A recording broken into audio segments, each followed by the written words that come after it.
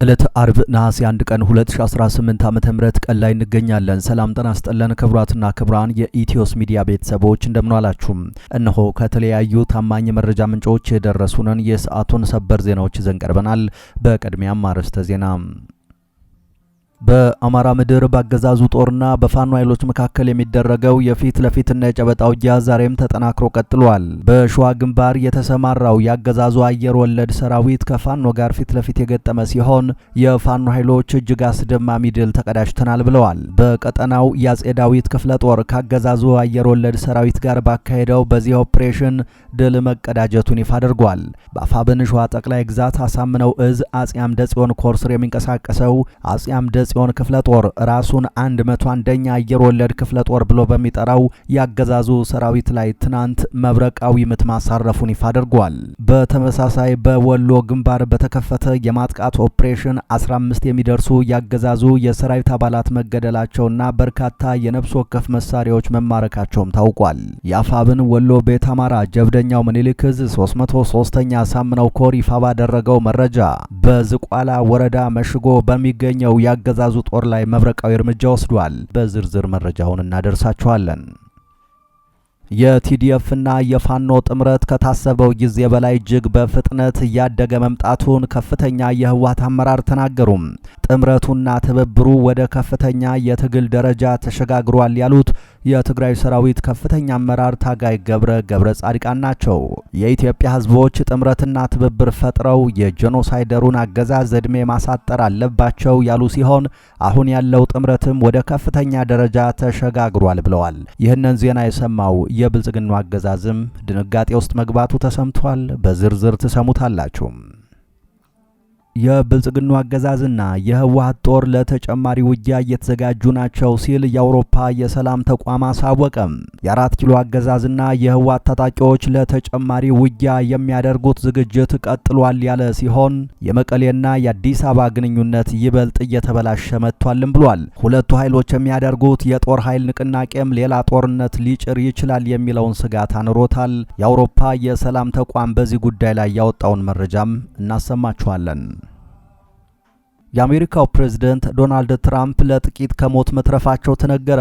ዶናልድ ትራምፕን አሳፍሮ ሲጓዝ የነበረው ማሪን ዋን የተሰኘው ሄሊኮፕተር በዋሽንግተን ዲሲ የአየር ክልል ውስጥ ከኤንቮይ ኤር የመንገደኞች አውሮፕላን ጋር ከመጋጨት ለጥቂት ማምለጡን ተከትሎ የአሜሪካ አቪዬሽን ባለስልጣናት ጥብቅ ምርመራ ጀምረዋል። ፕሬዝዳንት ትራምፕ ወደ ሎስ አንጀለስ የሚያደርጉትን በረራ ለመጀመር ማክሰኞ ዕለት ከዋይት ሃውስ ወደ ጆይንት ቤዝ አንድሪውስ በሄሊኮፕተራቸው እያመሩ ሳለ አደጋው ሊከሰት መቃረቡን ዘ ዎል ስትሪት ጆርናል ዛሬ በዘገባው አጋልጧል። በዝርዝር ባለም አቀፍ መረጃችን እናሰማችኋለን። ክቡራትና ክቡራን ቆይታችሁን ከኛ ጋር ካደረጋችሁ እነዚህንና ሌሎችንም መረጃዎች ከዚህ ቀጥለን በዝርዝርና በትንታኔ ወደ እናንተ እናደርሳለን። ኢትዮስ ሚዲያን ሰብስክራይብ ብታደርጉ በየቀኑ እንዲህ አይነት መረጃዎች በፍጥነት ይደርሷችኋል። አሁን በቀጥታ ወደ ዝርዝር መረጃው። በአማራ ምድር ባገዛዙ ጦርና በፋኖ ኃይሎች መካከል የሚደረገው የፊት ለፊትና የጨበጣ ውጊያ ዛሬም ተጠናክሮ ቀጥሏል። በሸዋ ግንባር ጀግናው የአጼ ዳዊት ክፍለ ጦር በብልጽግናው አየር ወለድ ሰራዊት ላይ በከፈተው የተቀናጀ የማጥቃት ኦፕሬሽን ድል መቀዳጀቱን ይፋ አድርጓል። በአፋብን ሸዋ ጠቅላይ ግዛት አሳምነው እዝ አጼ አምደ ጽዮን ኮር አጼ ዳዊት ክፍለ ጦር ራሱን 101ኛ አየር ወለድ ክፍለ ጦር ብሎ በሚጠራው ያገዛዙ ሰራዊት ላይ ትናንት ሐምሌ 30 2018 ዓ.ም ቀኑ 9 ሰዓት እስከ ምሽቱ 1 ሰዓት ባደረገው የተቀናጀ ወታደራዊ ኦፕሬሽን አኩሪ ድል መጎናጸፉን የኮሩ ሚዲያና ኮሙኒኬሽን ክፍል አስታውቋል።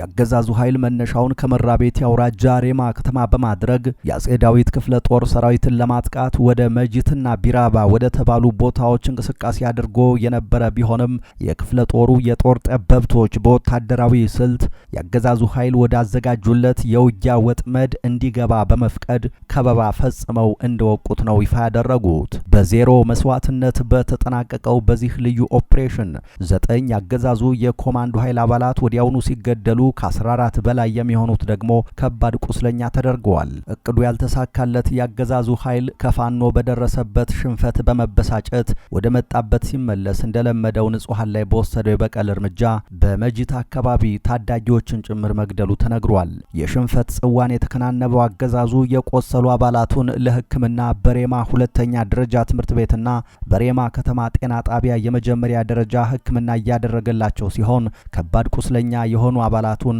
ዛሬ ነሐሴ 1 2018 ዓ.ም ከንጋቱ 12 ተኩል ላይ ወደ መራቤቴ ከተማ እናት ሆስፒታል መውሰዱን ኮሩ ገልጿል። በተመሳሳይ በወሎ ግንባር ትንቅንቁ የቀጠለ ሲሆን የአማራ ፋኖ ብሔራዊ ንቅናቄ አፋብን ወሎ ቤት አማራ ጀብደኛው ምኒልክ ዕዝ 303ኛ ሳምነው ኮር ያገዛዙን ኃይል ፊት ለፊት በመግጠም ሙትና ቁስለኛ አድርጓለው ብሏል። በዋገምራ ብሔረሰብ አስተዳደር ዞን ዝቋላ ወረዳ ልዩ ስሙ ቀርማርያም በተባለ ቦታ መሽጎ የነበረውን ያገዛዙን ኃይል መብረቃዊ ጥቃት የከፈቱበት ሲሆን ከፊሉ ሙት ከፊሉ ቁስለኛ ሆኖ የተረፈው ተበታትኗል። ትናንት ሐምሌ 30 ቀን 2018 ዓ.ም ከንጋቱ 12 ሰዓት እስከ ረፋዱ 2 ሰዓት ተኩል በተደረገው አውደውጊያ አገዛዙ ይዞት የነበረውን ምሽግ ሙሉ በሙሉ የፋኖ ኃይሎች ተቆጣጥረውታል። በዚህም 18 የሚደርሱ ያገዛዙ የጦር አባላት ሲገደሉ 15ቱ እጅ ሰጥተዋል። ሌላው እግሬ አውጭኝ ሲበታተን 27 ክላሽንኮቭና ሌሎች ተተኳሾችም ወደ ፋኖ ካዝና ገቢ ሆነዋል። ጥምረቱና ትብብሩ ወደ ከፍተኛ የትግል ደረጃ ተሸጋግሯል ሲሉ የትግራይ ሰራዊት ከፍተኛ አመራር ታጋይ ገብረ ጻድቃን ተናገሩ። የኢትዮጵያ ህዝቦች ጥምረትና ትብብር ፈጥረው የጄኖሳይደሩን አገዛዝ ዕድሜ ማሳጠር አለባቸው ያሉ ሲሆን አሁን ያለው ጥምረትም ወደ ከፍተኛ ደረጃ ተሸጋግሯል ሲሉ የትግራይ ሰራዊት ከፍተኛ አመራር ታጋይ ገብረ ጻድቃን ተናግረዋል። የጄኖሳይደሩ የአብይ አህመድ ሰራዊት የትግራይ ህዝብን ከምድረ ገጽ ለማጥፋት በትግራይ ላይ አዲስ ወታደራዊ እንቅስቃሴ እያደረገ ነው ያሉት ከፍተኛ አዛዡ ይህንን ለመመከትና የትግራይን ህልውና ለማስጠበቅ የትግራይ ሰራዊትና ህዝቡ በሙሉ ዝግጁነት ላይ እንደሚገኙ ማክለዋል። ሊያጠፋህ የመጣን አንድን ጄኖሳይደር አገዛዝ ለማስወገድ ጥምረት መፍጠር ተፈጥሯዊና ህጋዊ መብት ነው ያሉት ታጋይ ገብረ ጻድቃን የሁሉም ህዝቦች ጠላት የሆነውን ይህን አገዛዝ ተባብረን ማስወገድ አለብንም ብለዋል። ከትግራይ ቴሌቪዥን ጋር ቆይታ የነበራቸው የትግራይ ሰራዊት ከፍተኛ አመራር ታጋይ ገብረ ጻድቃን አገዛዙ ህዝብን ከህዝብ በማጋጨትና በማወናበድ ስልጣኑን ለማስቀጠል ቢሞክርም ይህ አካሄድ አልተሳካም፣ ከሽፎበታል ሲሉ ገልጸዋል። ገብረ አያይዘውም የኢትዮጵያ ህዝቦች ጥምረትና ትብብር ፈጥረው የጄኖሳይደሩን አገዛዝ ዕድሜ ማሳጠር አለባቸው ያሉ ሲሆን አሁን ያለው ጥምረትና ትብብር ወደ ከፍተኛ ደረጃ ተሸጋግሯል ብለዋል። አያይዘውም የጥምረቱ ኃይሎች ደመኛ ጠላት የሆነው የብልጽግናውን አገዛዝ ለመጣል ትብብሩ በቀጣይም ይበልጥ እንደሚጠናከር ገልጸው የብልጽግናው አገዛዝ ሰራዊት የትግራይ ህዝብን ከምድረ ገጽ ለማጥፋት በትግራይ ላይ አዲስ ወታደራዊ እንቅስቃሴ እያደረገ ነው። ይህንን ለመመከትና የትግራይን ህልውና ለማስጠበቅ የትግራይ ሰራዊትና ህዝቡ በሙሉ ዝግጁነት ላይ ይገኛሉ ሲሉ አክለዋል። ይህ በእንዲህ እንዳለ የ4 ኪሎ አገዛዝና ህወሓት ለተጨማሪ ውጊያ እየተዘጋጁ ነው ሲል የአውሮፓ የሰላም ተቋም ይፋ አድርጓል። የ4 ኪሎ አገዛዝ ጦርና የህወሓት ታጣቂዎች ለተጨማሪ ውጊያ የሚያደርጉት ዝግጅት መቀጠሉን የተለያዩ ወገኖች እየገለጹ ይገኛሉ። የአውሮፓ የሰላም ተቋም መገናኛ ዘዴዎችንና ሌሎች ምንጮችን ጠቅሶ እንደዘገበው የመቀሌና የአዲስ አበባ ግንኙነት ይበልጥ እየተበላሸ ነው። ሁለቱ ኃይሎች የሚያደርጉት የጦር ኃይል ንቅናቄም ሌላ ጦርነት ሊጭር ይችላል የሚለውን ስጋት አንሮታል ብለዋል። የአይን ምስክሮች በበኩላቸው የትግራይ ኃይል የሚባለው የታጣቂዎች ስብስብ በርካታ ተዋጊዎችን ወደ ወልቃይት አቅጣጫ እያዘመተ ነው።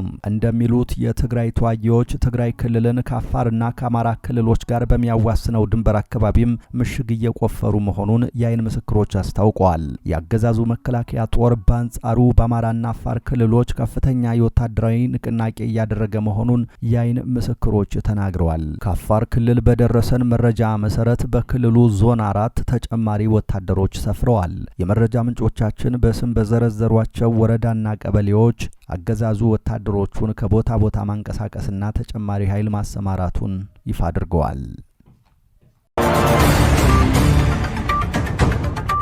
የአሜሪካው ፕሬዝዳንት ዶናልድ ትራምፕን አሳፍሮ ሲጓዝ የነበረው ማሪን ዋን የተሰኘው ሄሊኮፕተር በዋሽንግተን ዲሲ የአየር ክልል ውስጥ ከኤንቮይ ኤር የመንገደኞች አውሮፕላን ጋር ከመጋጨት ለጥቂት ማምለጡን ተከትሎ የአሜሪካ አቪዬሽን ባለስልጣናት ጥብቅ ምርመራ ጀመሩ።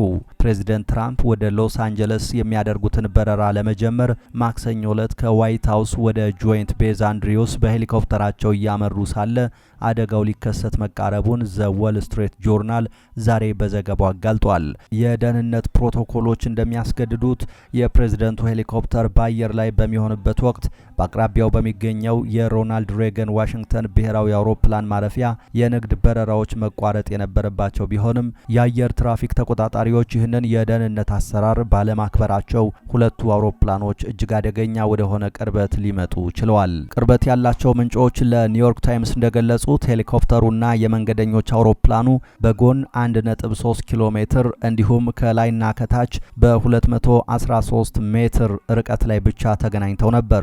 ይሁን እንጂ ሁለቱም በሰላም ማረፋቸው የተረጋገጠ ሲሆን የአየር ትራፊክ ተቆጣጣሪዎቹ አውሮፕላኖቹ ርቀታቸውን እስኪጠብቁ ድረስ የቅርብ ግንኙነት ማድረጋቸውን አስተዳደሩ አስታውቋል። አሁን ላይ የፌዴራል አቪዬሽን አስተዳደርና የብሔራዊ ትራንስፖርት ደህንነት ቦርድ በጉዳዩ ላይ የጋራ ምርመራ እያካሄዱ ይገኛሉ። ይህ አሳሳቢ የደህንነት ጥሰት የተፈጠረው በጥር 2025 የአሜሪካ አየር መንገድ የመንገደኞች አውሮፕላንና የአሜሪካ ጦር ብላክ ሆክ ሄሊኮፕተር ተጋጭተው 67 ሰዎች ሕይወታቸውን ካጡበት አሰቃቂ አደጋ በኋላ መሆኑ ትኩረትን ስቧል። በወቅቱ ወደ ፓቶማክ ወንዝ በተከሰከሰው አውሮፕላን ውስጥ ሕይወታቸውን ካጡት መካከል ከካንሳስ የአሜሪካ ፌገር ስኬቲንግ ሻምፒዮና ሲመለሱ የነበሩ አትሌቶች፣ አሰልጣኞችና ቤተሰቦቻቸው ይገኙበታል። ከነዚህም ውስጥ በ1998 ወደ አሜሪካ በማምራት በአሰልጣኝነት ሲሰሩ የነበሩት የ1994ቱ የዓለም ሻምፒዮን ሩሲያውያን ኦሎምፒያኖች ይገኙበታል።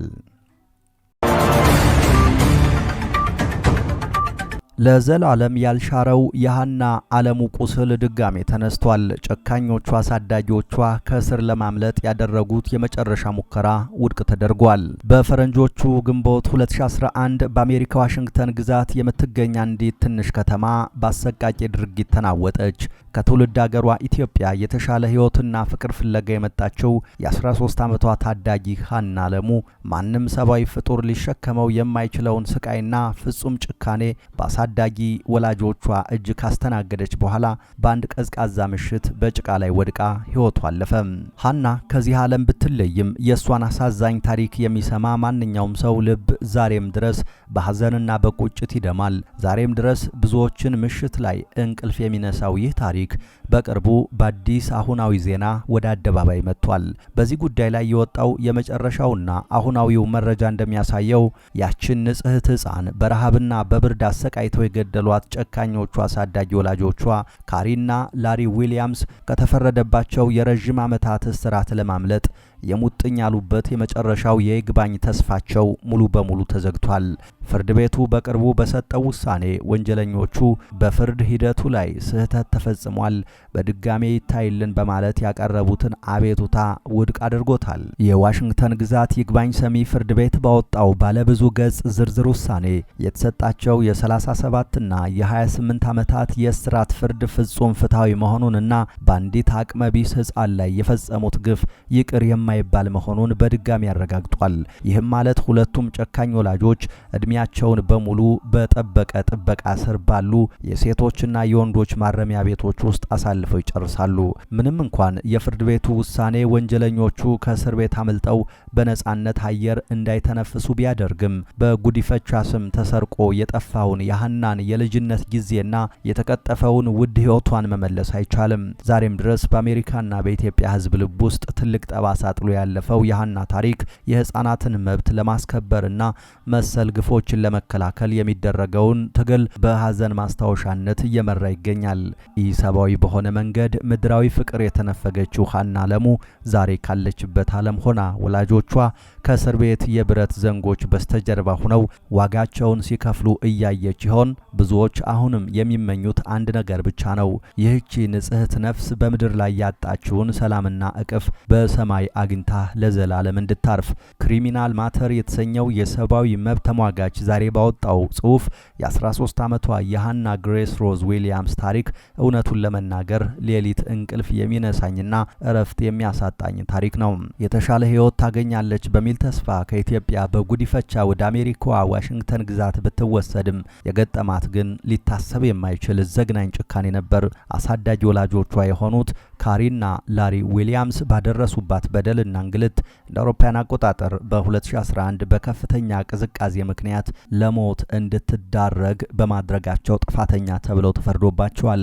ሊጠብቋትና ሊንከባከቧት ኃላፊነት በወሰዱ ሰዎች እንዲህ ባለች ምስኪን ልጅ ላይ እንዴት ይህን ያህል ኢሰብአዊ ድርጊት ሊፈጸም እንደቻለ ለማሰብና ለመቀበል ይከብዳል። በዚህች ምድር ላይ የተነፈገችውን ሰላም በመጨረሻው ዓለም እንዳገኘችው ተስፋ አደርጋለሁ ብሏል መረጃው። ክቡራትና ክቡራን ቤተሰቦቻችን ከኢትዮስ ሚዲያ ዝግጅት ክፍል ለዚህ ሰዓት ያዝናቸው አዳዲስ መረጃዎች እነዚህ ነበሩ። ከቆይታ በኋላ በሌሎች መረጃዎች ድጋሚ እንገናኛለን። እስከዛው በያላችሁበት ሰላም ጊዜ ተመኘን።